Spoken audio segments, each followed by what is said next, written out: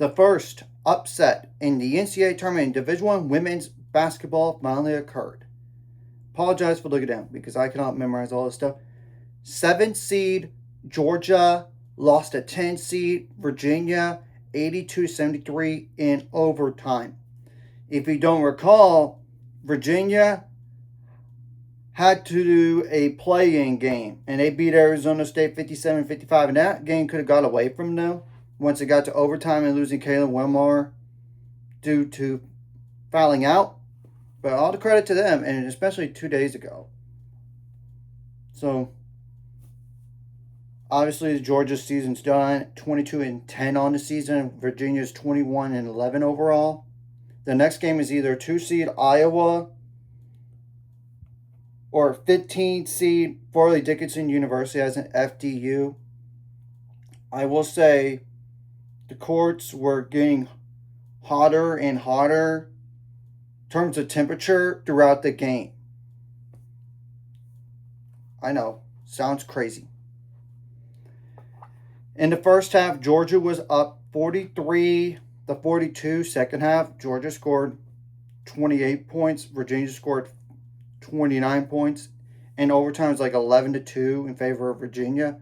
But there's more to the game than that. That's why I'm going to go over the last minute in the game.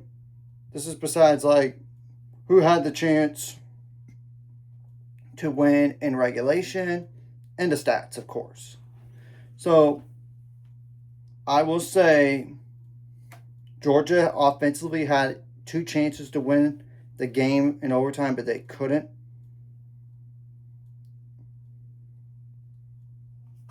So that's tough right there. And obviously Georgia was up by was up in the fourth quarter. What a comeback by Virginia. They were down like 8 points in the fourth quarter. Now, in terms of overtime, there's not a lot to discuss on the last minute of the game because Georgia, for whatever reason, didn't foul. Not much. I mean, around 47 seconds left. Maya Verse from Georgia fouled, and Kimora Johnson from Virginia made both free throws to make it 82-73. Then, obviously, Georgia did call timeout. Riley Durakoff attempted a 3 for Georgia around 39 seconds left, but was missed. And Paris Clark got defensive board around 13 seconds left. Kimura Johnson missed a 6-foot jump shot, and Paris Clark around 10 seconds left turned the ball over. It was like a turnover by Paris Clark got the offensive board. Then around 4 seconds left, there was a turnover by Virginia by Samaya Smith, which was stolen by Trinity Turner. And Trinity Turner tried to attempt a 16-foot jump shot at the end, and she didn't make it. So there's not a lot of drama in the last minute. And Georgia shot 44% from the field on 50 attempts, 29% on threes on 24 attempts, 63% on free throws on 35 attempts. You got to be better at free throws. 26 rebounds, 14 offensive. 5 offensive actually. 5 offensive. I was referring to the assist number as 14, 11 turnovers, 5 steals, 0 blocks, 18 fouls. They had 0 bench points. Not exactly ideal. And 3 double-digit scores look up from Mia Woolfolk had 27 points. Riley Durakoff had 22 points. That's 49 already, plus 11 from Savannah Henderson. That's 60 points right there. Only player scored 61 points this game. That was Danny Carnegie with 8, and she was very inefficient. I mean, 3 for 13 from the field, 0 for 7 on threes, 2 for 2 on free throws. And I know Trinity Turner did score, and she's a double-digit scorer. She only had 5 in this game. And she was like 2 for 7 from the field, 1 for 3 on free throws.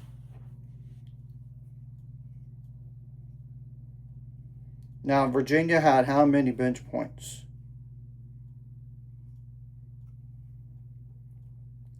6 from Kaylin Wilmar, 3 from Brianna Hurd, and 2 from Aideen Ring.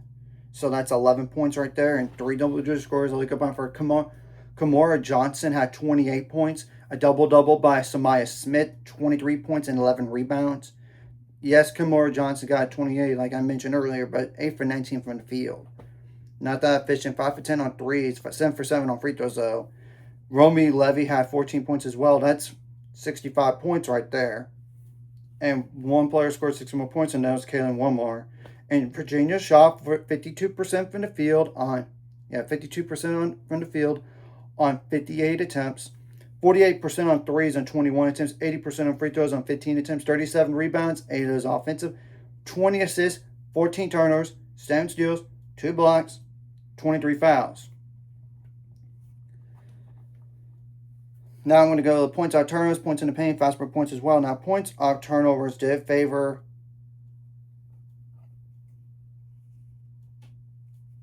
Virginia in this game. 16-13 actually. Fast break points did favor Virginia as well. 11-4. And points in the paint favored Virginia 28-26. So like I said, Georgia, your season's done. Virginia are going to probably play 2-seed Iowa, but anything happen, it's going to be hard. 3 games within 6 days. But credit to you on not letting the overtime period go away and let that slip away. Because it could have been easily, you could gave up that once it got to overtime. When you played a playing game 2 days before, and it was close at that, and to win this in overtime, like in a good fashion, and not like down to the wire, like 11-2. Are you kidding me? Good for you, Virginia. And this is obviously the first time in a while that a play-in team actually won in a round of 64. And that last team was Mississippi State. So anyways, if you like this content, hit the like, subscribe, and see you guys later. On the right, 800 subscribers, of course, ultimate goal is 1,000 more. Some more money, of course, like video, comment video really helps YouTube algorithm. Some more people see us, sharing the video does help as well. Some more people can watch, and if you're watching and not subscribe, hit subscribe button, free notification bell as well. And this is like the second team overall who won around a 64 game and Division I women's basketball after playing a play-in game. So, all the credit in the world to Virginia on this win.